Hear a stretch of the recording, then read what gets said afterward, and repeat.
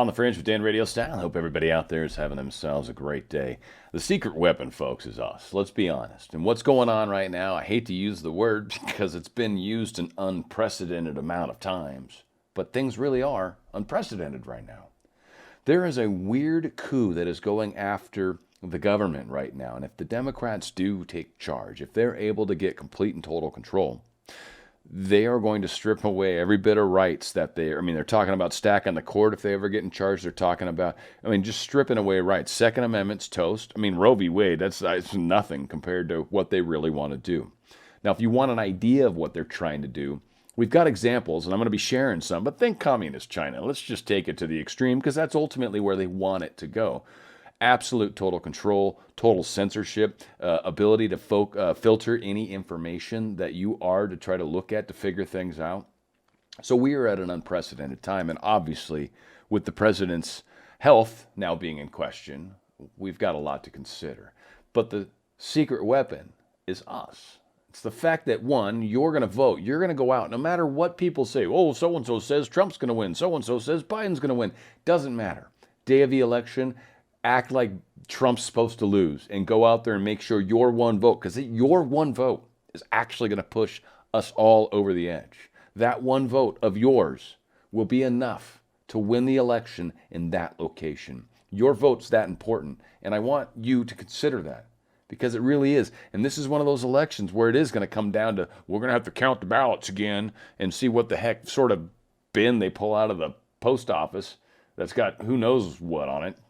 So again, we'll see how this plays out. Now, importantly, Trump, he's been moved to Walter Reed Hospital for 3 days as a precautionary measure to overcome COVID-19. He's doing a lot of good stuff while he's there, oddly. They've got him on a neat little cocktail. So apparently, President Donald Trump confirmed that he and the First Lady have been diagnosed with coronavirus in the Thursday night tweet, if you haven't heard this yet, throwing the presidential election into a de facto halt as the couple begins to quarantine at home. Now, of course, they've been moved to Walter Reed.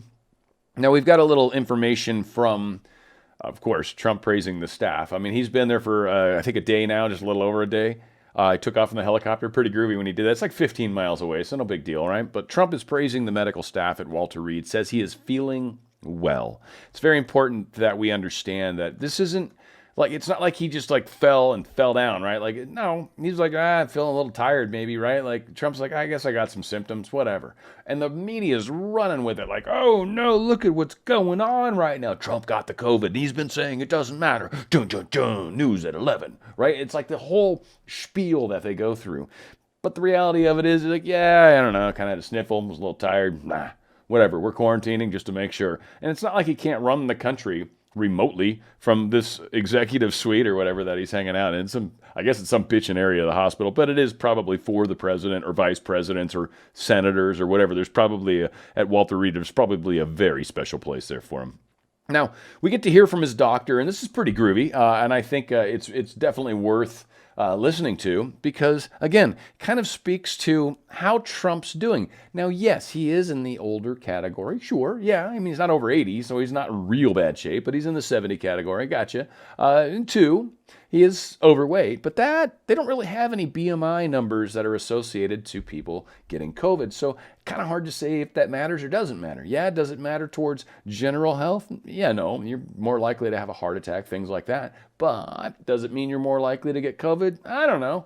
Hard to say, right? So we'll have to look to see how that all plays out. But let's check out this cool little interview here for our doctor telling what's going on. I recommended we bring the president up to Walter Reed as a precautionary measure to provide state-of-the-art monitoring and any care that he may need.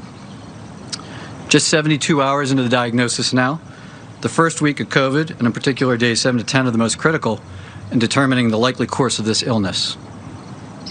At this time, the team and I are extremely happy with the progress the president has made.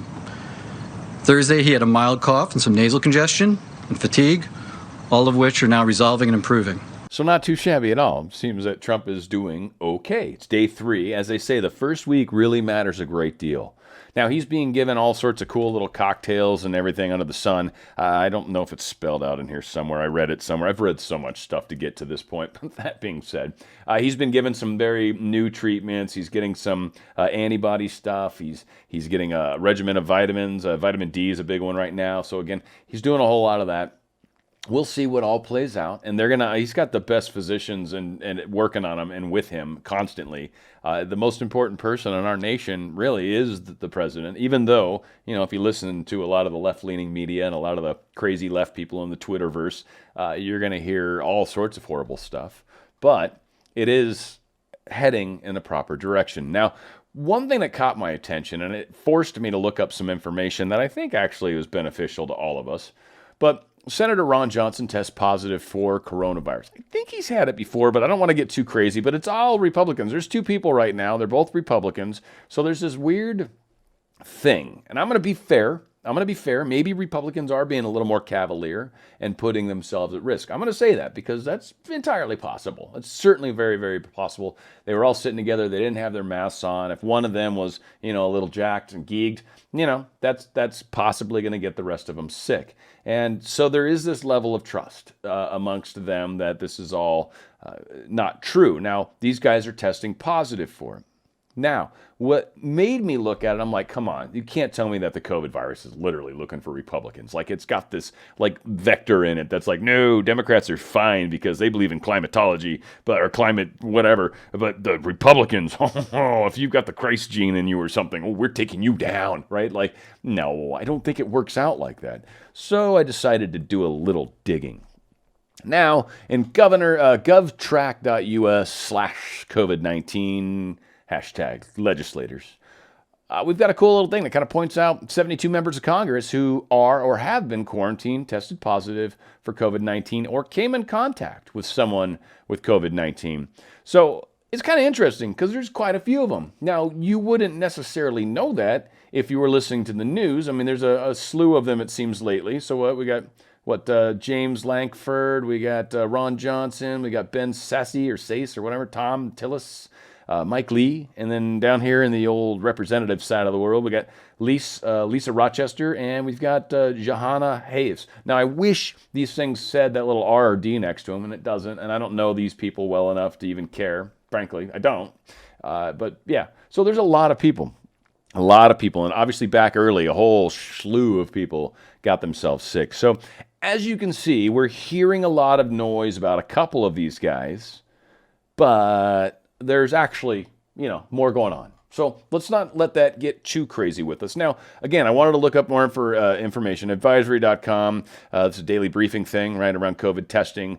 Now, the three biggest questions about COVID-19 testing answered. Now, one of them in particular really was, I think, the interesting one, but what are the different types of tests that use cases for the tech, right? Like, what are the different types? And we got various types of tests are available to detect COVID-19, with new tests hitting the market at a dizzying pace. At a high level, COVID-19 tests boils down to three main methods: the polymerase chain reaction, or the PCR test, we hear a lot about that, or the antigen test, so looking for the antigens, right, or the serological or the antibody test. So PCR and antigen tests can both diagnose active cases of the virus, but differ in their accuracy, cost to produce, and time to process. Antibody tests, on the other hand, look for signs of previous infection. To optimize your COVID-19 testing strategy, we break down the difference and trade-offs among their ability to diagnose, turnaround time, capacity considerations, and best suited applications. Now, the one thing that's interesting is when you think you might have it or you've already had it once, they're going to do that third test, because that test is going to be the one that tells you, are you picking up on maybe an old strain, or are you picking up on something that's potentially active? So those are two very big differences between these viruses, right? You could have one that's kind of dead. Your body's already figured out how to deal with it, and it's just kind of floating around dead, right? Like, it's not really anything, but they picked it up because of the way the testing works. Now, that's the second thing I really wanted to point out here. Some people have talked about the sensitivity of this PCR test, and they refer to it in cycles. I think that the big ones that they've talked about is cycles up of, I've heard 36, but they're saying 37 now, whatever, 36 to 40 somewhere in that range. And there's even someone that comes out and says anything over 35. So let's just say 35 to 40. That's typically where these PCR tests are being done. Now, what that does is that means on the first cycle, they're basically taking the sample and kind of magnifying it times 100, like doubling it. And so you do one more cycle and you take that and you kind of magnify it one more time.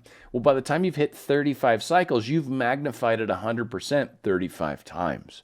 So there could be 1 or 10 strains or 4, right? There could be this teeny tiny amount, not enough to make you sick, or could be picking up on something that's left over from a previous infection. So how this kind of works out, just to speak to it here, the most commonly used coronavirus tests in America are the polymerase chain reaction tests, or the PCR tests, according to this Mandaville guy, right? So what really jumped out at me was this part down here.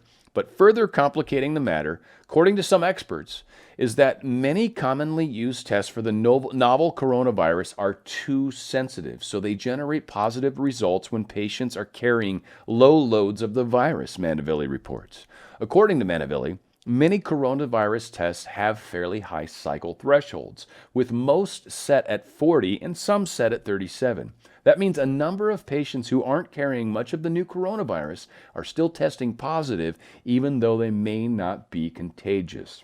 Mina explained that tests with high cycle thresholds could be detecting genetic fragments of the virus or pieces of the virus that are left over from previous infections that don't pose any current transmission risk. Juliet Morrison, a virologist at the University of California, Riverside, about 40 minutes from where I live, well, not by traffic, if you actually could drive without traffic, but she said she believes any test with a cycle threshold over 35 is too sensitive.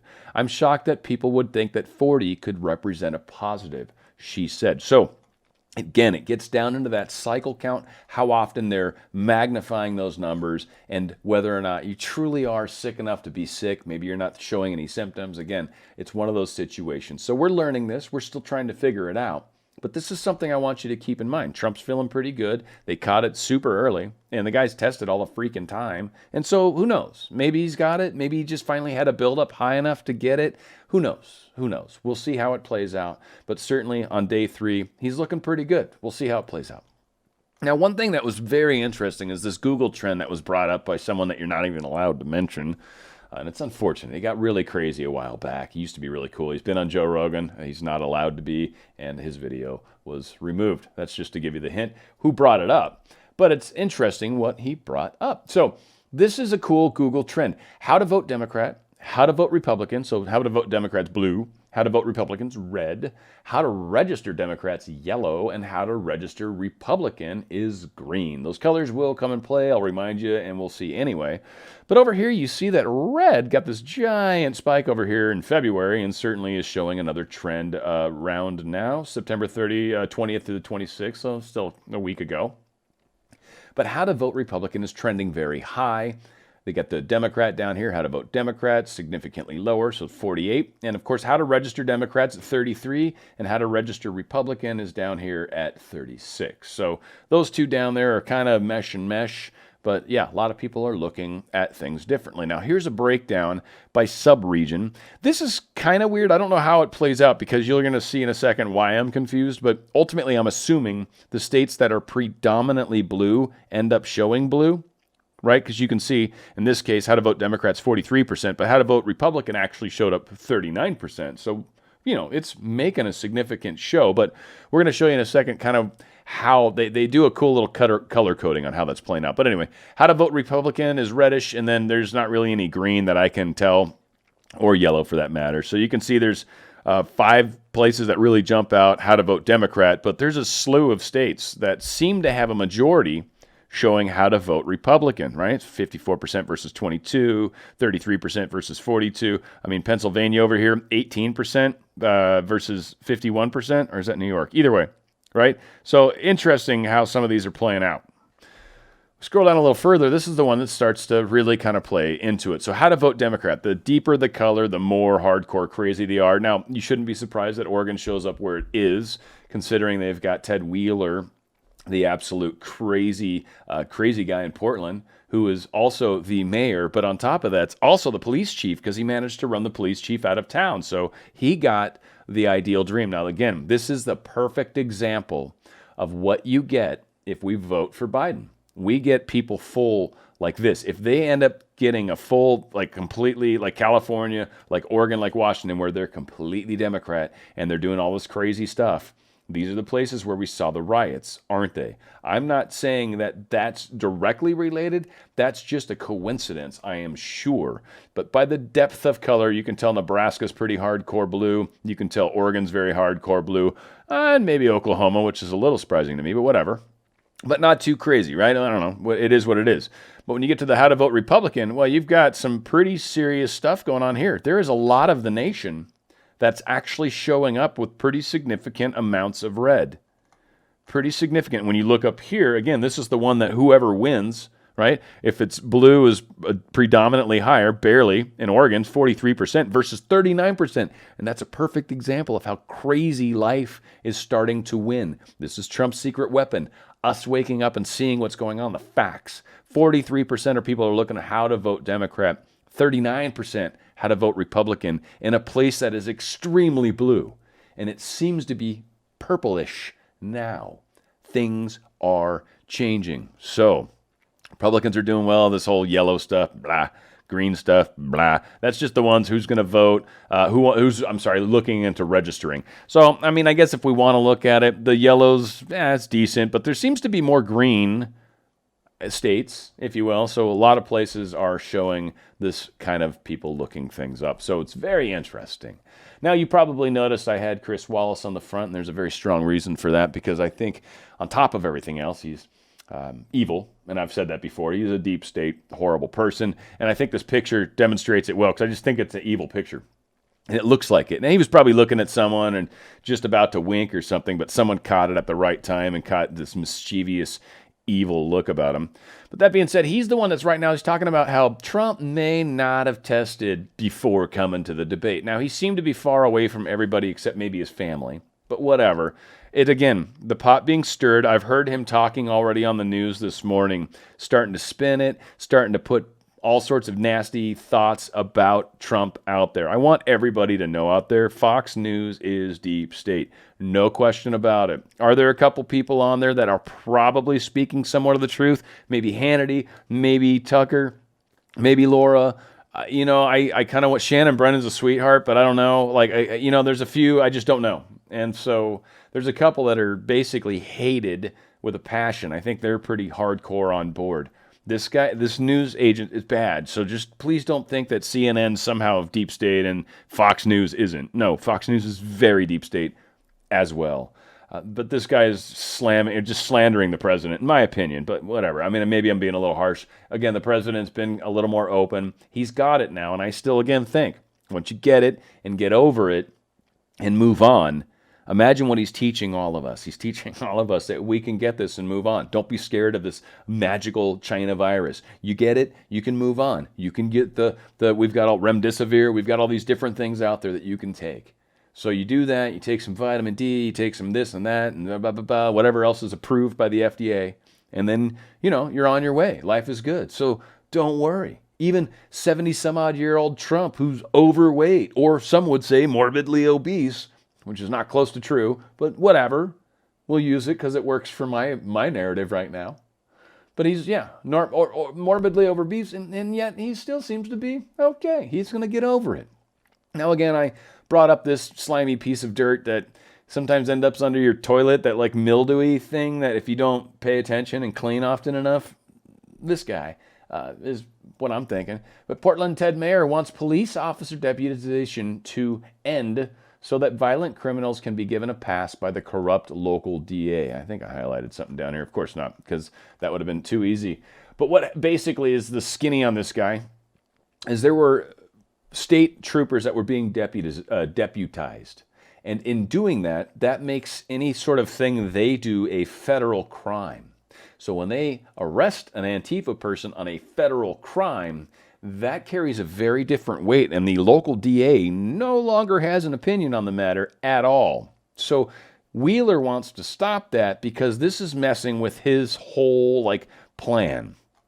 So a key feature of the designation that anyone who assaults a federally deputized official could be subject to federally charges.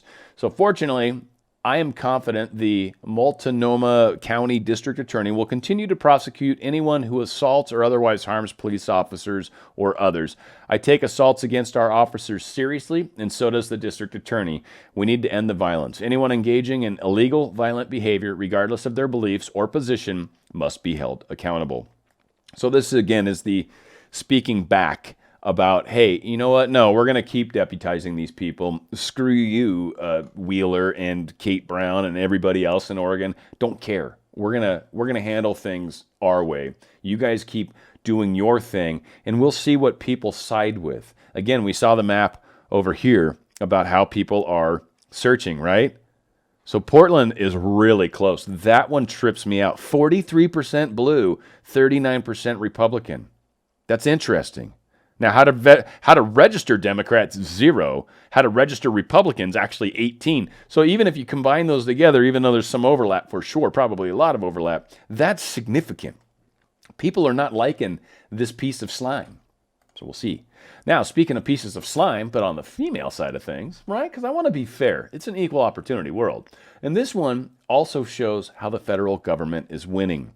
Michigan Supreme Court strikes down Governor Whitmer's nanny state edicts. They basically said in a recent column in the New York Times, Michigan Governor Gretchen Whitmer criticized President Donald Trump for not issuing a national order, making the wearing of masks mandatory, yada, yada, yada. So Whitmer decided she's going to quarantine everybody, locking down people in their homes except for allowing them to go to major chain stores or work for and still get paid by the government. As time passed, Whitmer's orders got more detailed, with carve-outs for activities that raised taxes or advanced social policies. Thus, the lockdowns did not stop alcohol, pot, and lottery ticket purchases, as well as abortions.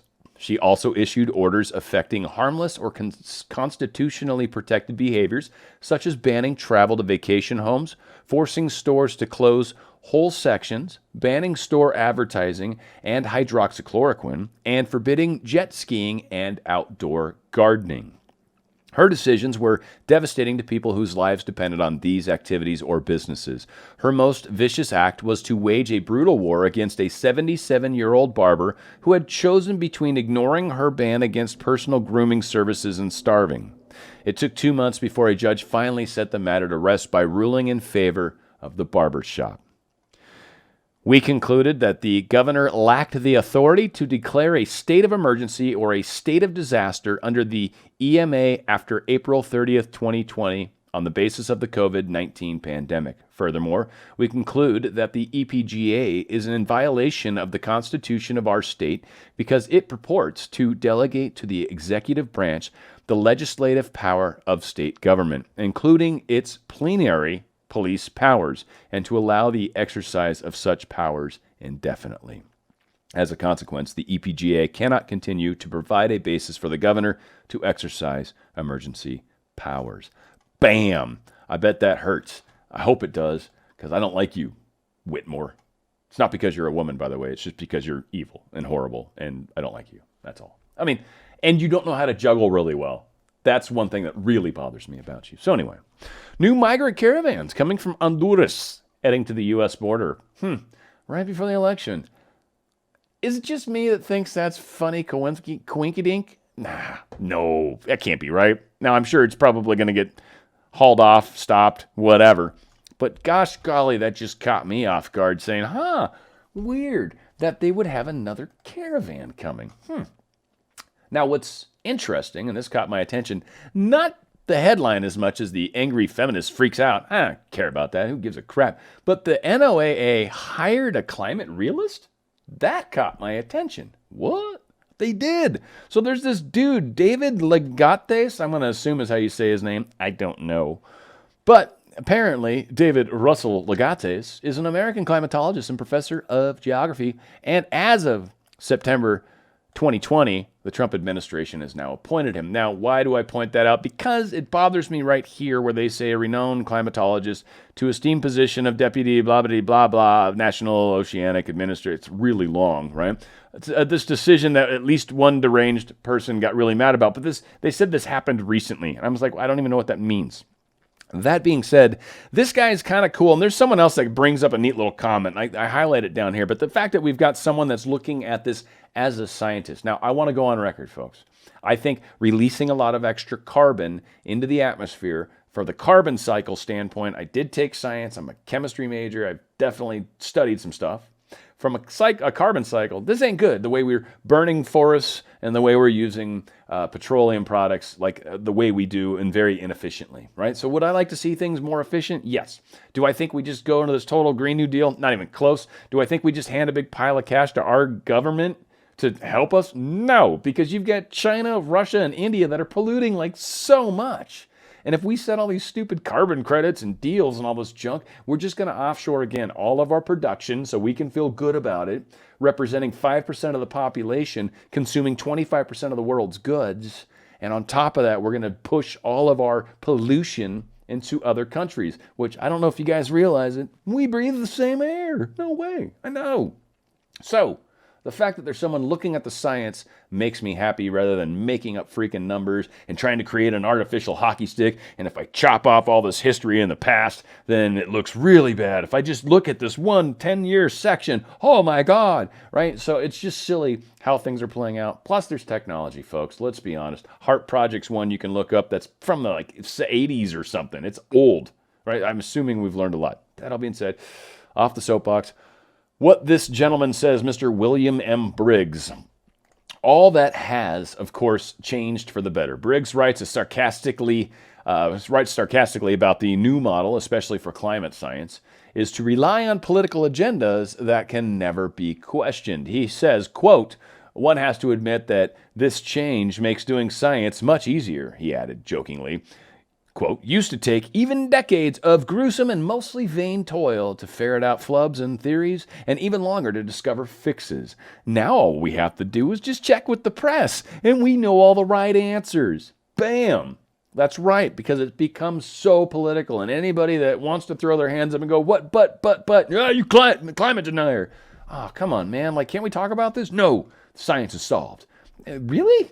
Come on, there's got to be some more science in there somewhere because your science sucks. So anyway, yeah, good guy. Last but not least, and I think this is important to point out, the world that we're heading towards, and I experience this where I work normally all the time, and it just cracks me up, by the way, but Tesla's total network outage is why you shouldn't own a car or appliance that relies on a central server. I think there's one of the exercise machines that starts with a P. I don't want to say it in case they're advertising, right? But again, that thing requires you to have a monthly service. Otherwise, it doesn't work. It doesn't work. You can buy a piece of exercise equipment, but you don't get the monthly little thingy. It doesn't work. It just it did the tensioning and anyway. So the same kind of stuff. We've got everything in the cloud. One little cloud section goes down. I think it's duplicated like redundantly twice, like something like that. But one of those goes down. Our entire network's toast. It is amazing. And I got $4 billion a year, at least pre-COVID, going through the software that I own, my product that I own, right? So again, it's just craziness. So again, one more place how all this works out. So the editor-in-chief of Electric tweeted on September 23rd that all of Tesla's internal systems were down, which left Tesla cars owners unable to access their vehicles via Tesla's mobile apps. On the customer side, I can't connect to any of my cars and website is not working, Lambert lamented. What about you? He further asked, to which many responded they were experiencing the same problem. So this is one of the things with globalism, is you put everything into one central place of control. And when you do that, control will happen. Or, to give benefit of doubt, the bottleneck occurs, and that sucks too. Either way, putting things into this single point of failure blows. So hopefully we don't keep doing that. Again, secret weapons, you and I, folks. You and I. I just wanted to thank everybody that has donated to me. There's a PayPal link below. All you guys are awesome. Jamia B, Annie A, Siegfried C, Stephen W, Bradley A, Charity V, Cara D, Synchronicity Market Timing. That's a company. I'm pretty sure they don't mind. Ryan J, and EMF Harmonized LLC. Thank you guys. You guys are awesome. You make this so much more able to happen, and I appreciate each and every one of you. And that's one of the things many of us have talked about, is supporting not just me, but certainly other channels. People, if you like what they're doing, if you like what I'm doing, supporting us is one of the greatest things you can do. Sharing our videos, liking our videos, subscribing to our videos, and just being part of our audience and watching, most importantly. I love you guys. You're the reason why I do this, so I appreciate you. Where we go one, we go all. It's On the Fringe with Dan RadioStyle.